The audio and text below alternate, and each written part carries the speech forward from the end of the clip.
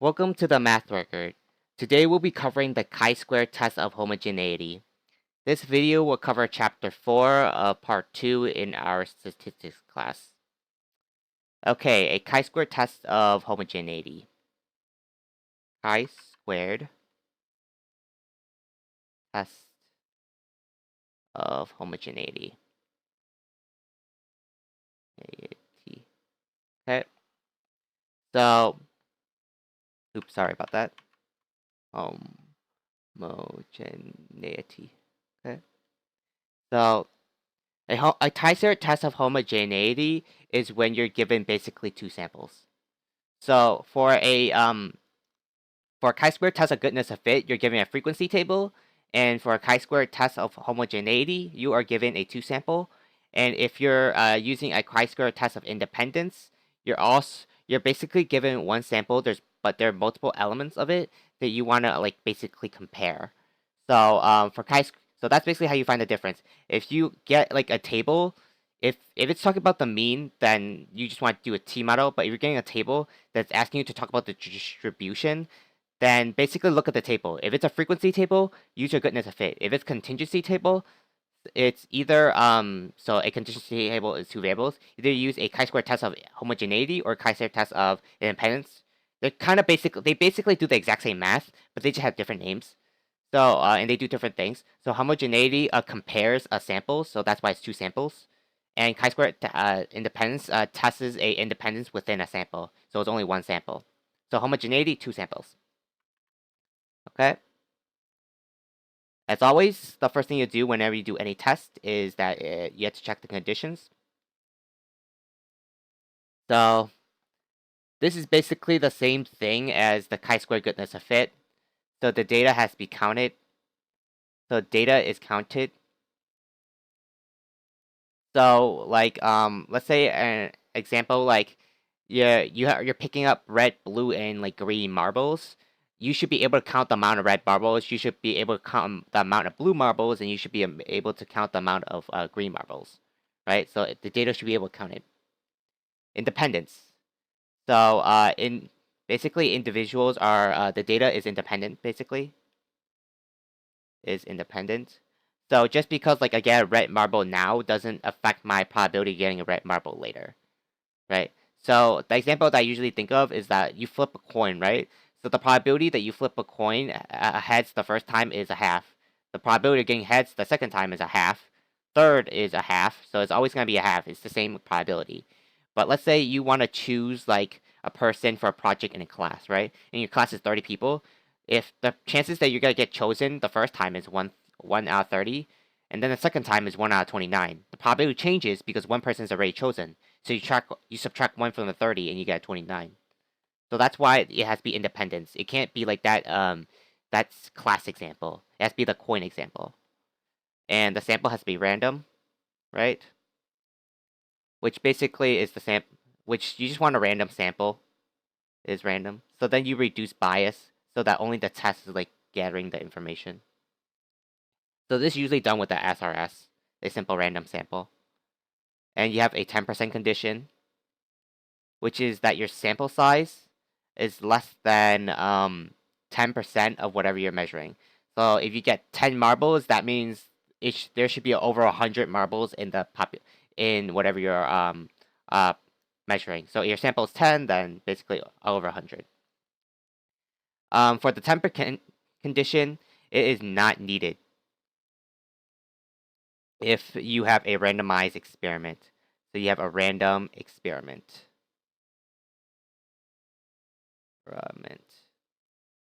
Right? So you don't need a 10% condition if n is less than 10%. It's not, if you don't want to put it, that's fine, but you could. It's basically optional. So for a 10% condition. Okay. And the last thing is expected cell count. Expected cell frequency, right? Frequency, which basically says every single cell is at least 5 in each. So basically, it's the same case with our goodness of fit. So if you have like a table, right, and you have like 7, 8, 9, and 10 as your expected like number. No, let's actually do like a different. Let's say your sample is 20, 10, a 30, and a 40, right? And your expected for each one respectively, like for the first box was basically let's say 10%, so this is 10, the second is 20, the third is 30, and the fourth is 40, right? So that is our expected. So our expected should be greater than 5, which 10, 20, 30, and 40 is greater than 5. I just chose random numbers. These don't really mean anything. I'll show you later in the example what I mean, which we're going to do at the end. Okay? And after that, after conditions, you always follow it up with a transition statement. So your transition statement would tell you what test you're going to be using. So since your conditions are met, the conditions we just checked before, right? Since the conditions are met, I can construct a chi-squared test of homogeneity, right? So you just write that down. So that you tell people which test you're using and that your conditions are met, so you'll be able to use that test. Okay, so the actual test now. So your null hypothesis is if your distribution is the same for um is the distribution is the same for both samples, since you're given like two samples, right? So you have to say the distribution is the same. And then alternative hypothesis is if the distribution isn't the same, right? It's basically just the same idea as the chi-square goodness of fit, but since you're using a contingency table, that means you're comparing two samples. So instead of saying the distribution is the same as what the companies claim for a goodness of fit, our test now is the distribution isn't the same compared to each sample. So for goodness of fit, you're comparing like the same thing with a claim for a test of homogeneity. You're gonna test the same for samples. Now let's actually work on the math, which is the mechanics. So this thing is pretty similar to a chi-square goodness of fit, except now your degrees of freedom change. So your x squared is equal to the summation, which is basically sum of the observed. Oops, sorry about that. Let's actually write this. Your observed, I'll write that as OBS, minus your expected, which I write as EXP. And then you square that number, and then you divide that number by the expected. Right? And then you have a degree of freedom of degree of freedom is basically you have like a contingency table, right? So there's the amount of rows and the amount of columns. So basically your degree of freedom is equal to your row minus 1 times your columns minus 1. Okay? And then you always have an alpha level of you generally have an alpha level of 0.05. If they ask you to change it to like 0.1 for like 10%, then basically just use that. But usually if they don't specify as alpha level 0.05, as I said before for a bunch of other tests. And then you have a p-value, which is equal to p. So you write that down, which is p is x squared, this is x squared. Is your x squared with degrees of freedom of this basically is greater than or equal to your that x squared value right here. Right? And then you basically draw a picture. I'm sorry if I didn't cover this in the previous video, but every single time you do a test, you always draw a picture. So you draw a skewed picture, and let's say your x squared value is like right here. So you draw all of this, right? So you cover that up. So that's the area you're looking for. So you get the p-value, and then based on your p-value, you do your conclusion, right? So if your p-value is less than 0.05, your alpha level, right? Your p-value is less than your alpha level, then you say your null hypothesis is false, and you say your alternative hypothesis is true. And if your p-value is greater than 0.05, you say your null hypothesis is true, and your alternative hypothesis is false. But you have to put this in context, and you can't just write this. This is just a simplified version. I'm just showing this out mathematically. So basically, you have to write based on your p-value. If your p-value is less than 0.05, the alpha level, you say based on the p-value of whatever your p-value is, which is less than the alpha level of 0.05, I reject the null hypothesis and talk about your null hypothesis. Put it in context. So there is evidence to suggest the alternative hypothesis is true, and then talk about your alternative hypothesis. And if your p-value is greater than 0.05, say based on your p-value of your p-value, whatever p-value is, which is greater than the alpha level of 0.05, I fail to reject the null hypothesis. Talk about your null hypothesis. Then their lack evidence suggests the alternative hypothesis is true. So their lack evidence suggests the alternative hypothesis is true. So talk about your alternative hypothesis. So always write these in context so that you be as specific as possible for that question, basically. So, as always, chi-squared tests do not have confidence intervals because their distribution is skewed and it's not symmetric like a normal curve, like a t model or a z model, which is using a normal curve, so it's symmetric on both sides. But a chi-squared test is like skewed, you can't really like do a confidence interval. So let's actually work on an example. Let's say a chocolate company tests two groups of people. One group with 80 males and another group with 120 females. Um, on like which chocolate color they like best. So let's say we have a chart and 1, 2, and 3 and 4, 5, 6. Okay. So we have something like this, and we have red, blue, green, and yellow, and we have the boys and the girls. So your red is, let's say you have 38 and then 24. So this is your sample. You have 38, 24, 8, and 10. And you have 55, a 27, a 25, and a 13. And so you have 80 boys, 120 girls.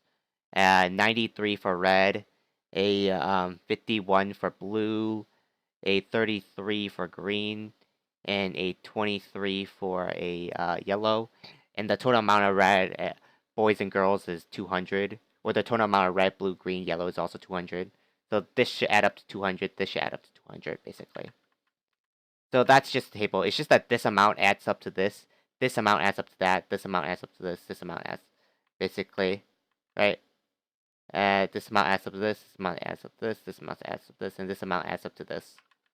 So basically, that's how you read. That's how to do the thing. This is just an example. So the question would be asking, do the boys have different favorite color for chocolate than girls? So are they different? So since they're asking about this, this basically is it's a chi-square test of homogeneity because there's two samples, one from the boys, right, and then one for the girls, and then we had to we basically, and since they're asking do the boys have a different favorite color for chocolate than girls, we're basically comparing the distribution of color between boys and girls. So we are using a chi-square test of homogeneity. So you see how this works? In our previous video where we talked about a frequency table, we used a frequency table to use a goodness of fit. Now we use a contingency table with two samples, a boy and a girl, right? So the first thing you need to do when you do sorry, when you work on a chi-squared test or any kind of test in general, is that you have to do the conditions, right? So your conditions, it's count data, which is true because basically the gender, right, the boy or girls, and your the color of the chocolate could be counted.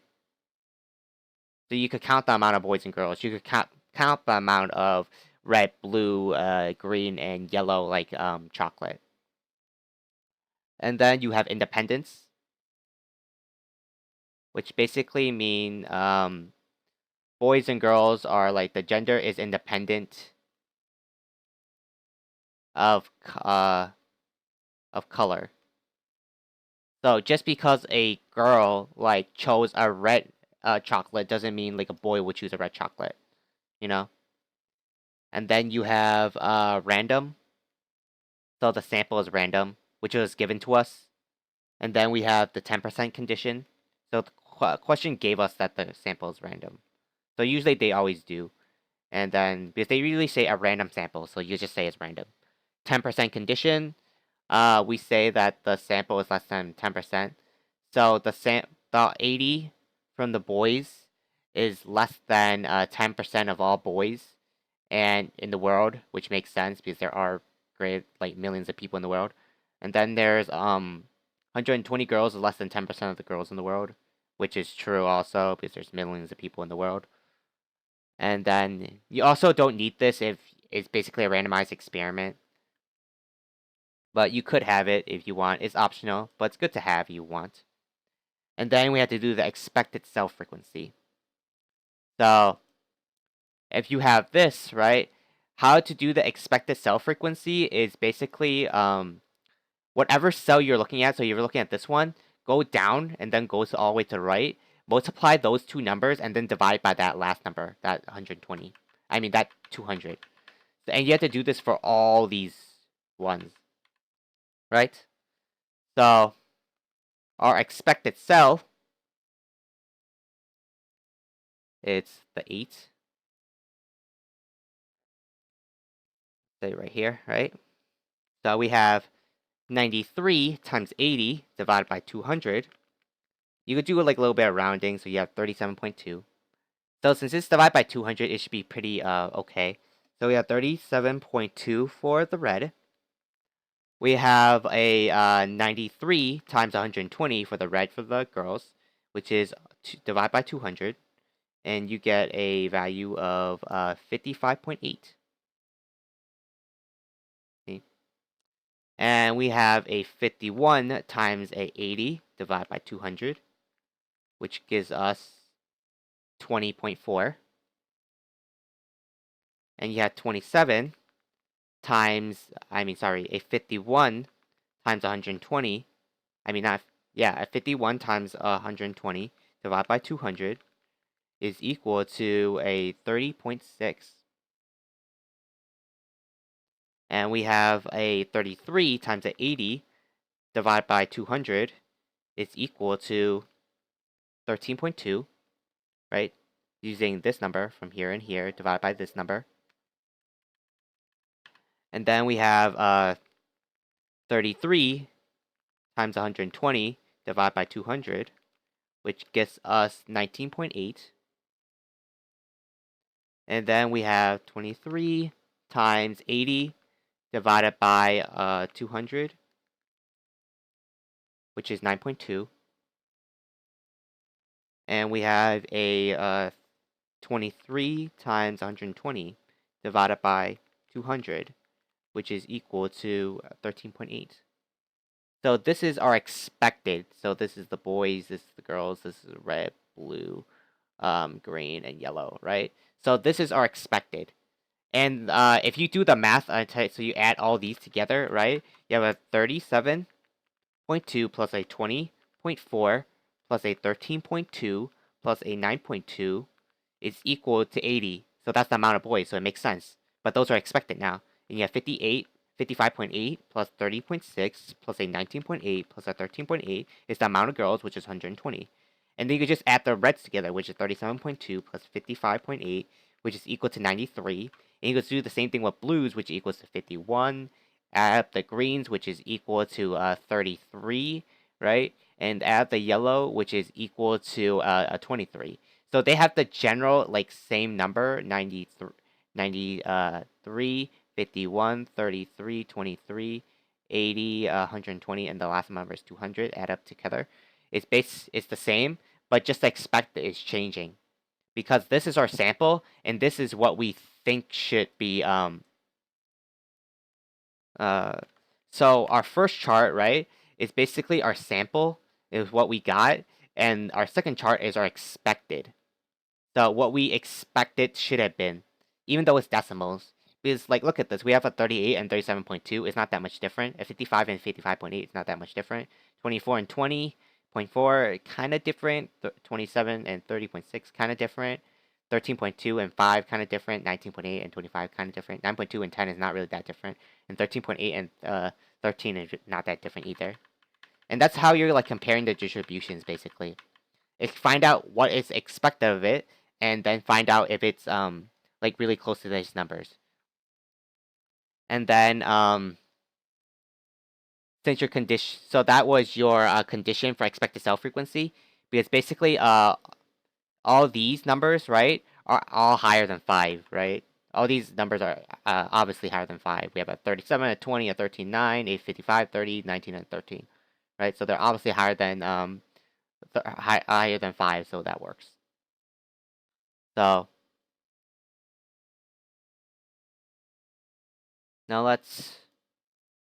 So I'm not gonna write this out, but then you write your transition statement after you finish your conditions and all of them are met. Say, since the conditions are met, I can construct a chi-square test of homogeneity. Because you have two samples and you're using and you're comparing boys and girls. And then your test, right? So the question was asking do the boys have different favorite color of chocolate for chocolate than girls?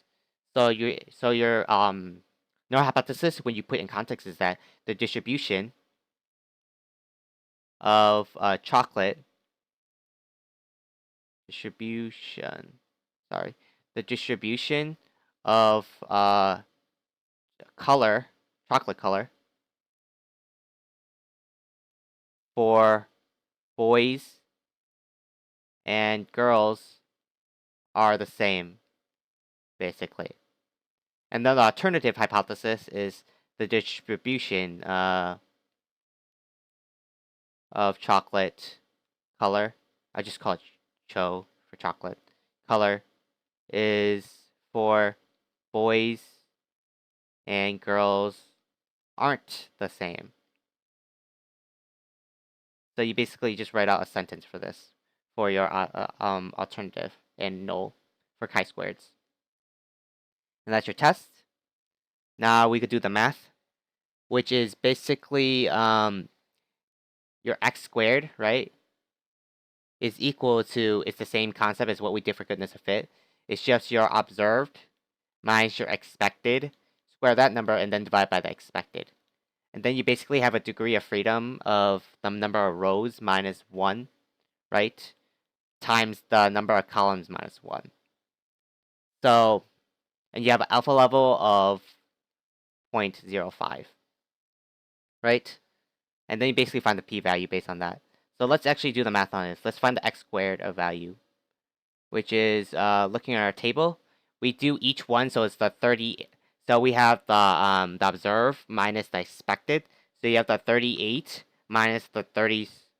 We have the 38 minus the 37.2, and then you square that number, right? And then you divide by 37.2, the expected. And then you have the 24, right here. Divided by minus the 20.4. So you have to subtract every single one. So there's 8 of them, and you have to do 8 of them. It's really tedious, but basically you have to do it.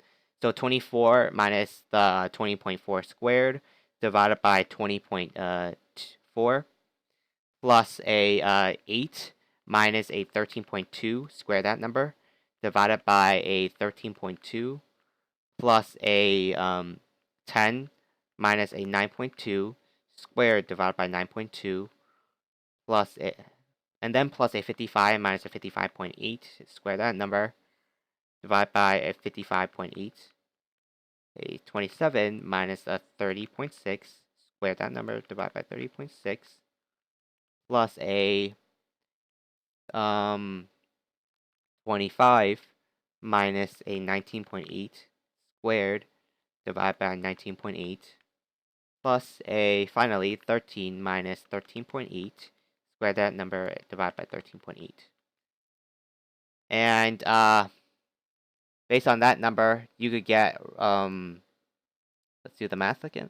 So our x squared value was, you could just round it and say it's about like it's about equal to 4.618 or something like that.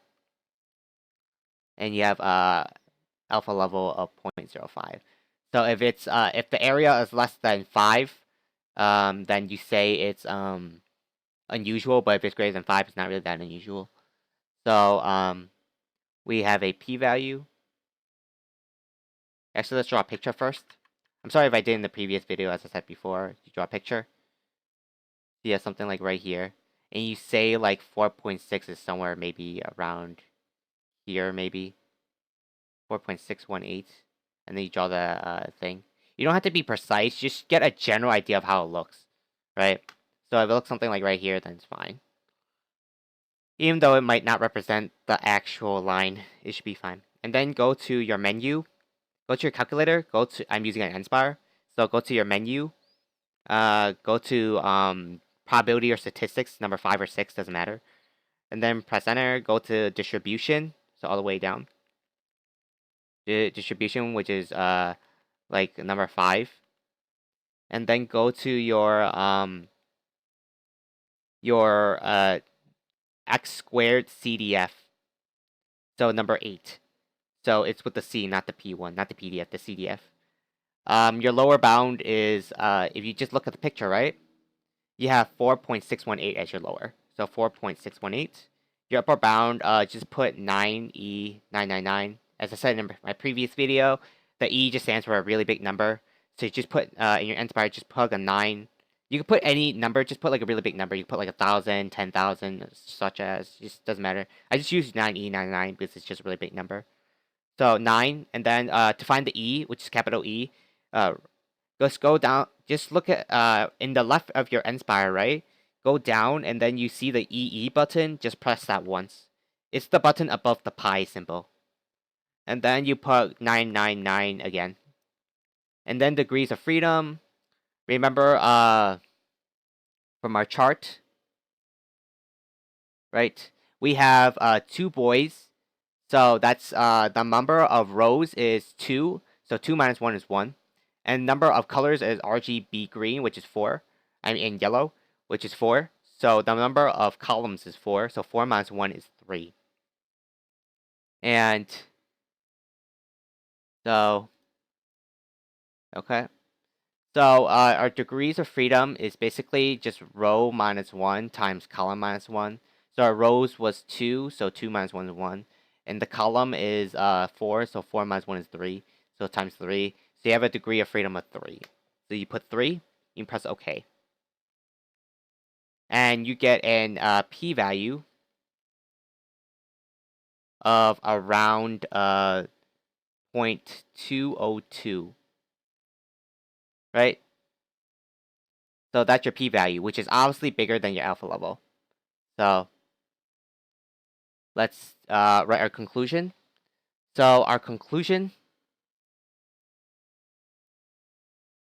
So since wait, sorry. So based on the p-value of 0.202, which is greater than the alpha level, right? Because the alpha level was 0.05, then sorry about that. The alpha level of 0.05. You say the null hypothesis is true, and you say the alternative hypothesis is false. So you're not gonna write this down. I'm just running out of space in the room. So basically, you write based on the p-value of 0.202, which is greater than the alpha level of 0.05. I failed to reject the null hypothesis that the distribution uh, for favorite chocolate color for boys and girls are the same. There lack evidence to there lack evidence to suggest that the distribution for boys distribution of favorite chocolate color for boys and girls isn't the same. So, which is the alternative hypothesis. So basically, you write that down, and that basically states that you fail to reject the null hypothesis. So you say the null hypothesis is true. So null hypothesis was that the favorite chocolate colors are the same for boys and girls, and you say there lack evidence that that the that the favorite chocolate color isn't the same for boys and girls. So you just say there lack evidence. We didn't say that they don't have a difference. We just say there lack evidence because we can't prove it. So we're never 100% certain in stats. So we always use like these these like vague words like most likely, likely, least likely, or stuff like that. So it just measures probability and doesn't really give a really definitive answer. So that's basically what you write down for your conclusion. Okay. So if you want to do this all by like your calculator and you don't want to do any of the work because maybe you're gonna mess up like the x squared value. Basically, let's go back to our table. Okay. Basically, what you do is that you go to your calculator, press menu, right, and then go down to a matrix and vector, which is number 7, and then go down to the first one, which is create, and then create a number 1 matrix. So what you have to do is you have to make this box basically. So you only have to make the sample box. So you only have to make the 38 this box right here, right? So the number of rows, which is 2 because there's boys and girls, and the number of columns is 4 because there's red, blue, green, and yellow. So okay, and then you basically plug it in the right section. So 38 in the top left, and then 24 in the top the right next to the 38, and then the 8, and then the 10, and then you have a 55, a 27, a 25, and a 13, right? And just press enter, okay? So basically, you're just gonna make a matrix with just those value inside that looks like this, right? So you have like 8 distinct numbers in there, and put every single number like this number is this number is right here, right? This number is like right here. You see how that works? Just put it in that matrix and press enter. They're just gonna give you the exact same matrix, but what you do is that you go back up, use your arrow key, and then you go back up to your previous answer, and then you hold down Control, and then you press C. It's like a computer for your Nspire. So basically, if you press Control C, it's gonna copy and paste that stuff. You can test it out. Just go back down to your just not highlight it and go back down. Use your arrow key to go back down, and then press Control V, and it'll give you the set again. So it's like a calculator. That's why it's so cool about to use the Nspire. So go to menu this time again, and then go down to number 6, which is statistics, and then go down to stats test number 7, and then go down to number 8, which is x squared two-way test. So the number 8, and then observe matrix. Just now you're gonna press Control V, so to get that, and then press OK. And then after that, you basically get your entire results, right? So you have a so based on that, you get an x squared value of 0.618, which is basically what we got, and a p value of 0.202, which is basically what we got also, with a degree of freedom of 3. So if you don't want to do any of the work, that's basically what you do. And if you ever want, and this under the degrees of freedom, you have expected matrix. So to get the expected matrix, even though it says dot dot dot, if you have nspire, just go down, use your arrow key to go down, and then press var, your var button, and then go down to the one that says stat exp matrix, which is basically just the statistics for the expected matrix. Press that, click enter, and then click enter again, and then basically if you gives you the entire matrix, right? So you would just check if it's true. Look at the expected table, right? And you can look at it. You 37.2, 20.4, 13.2.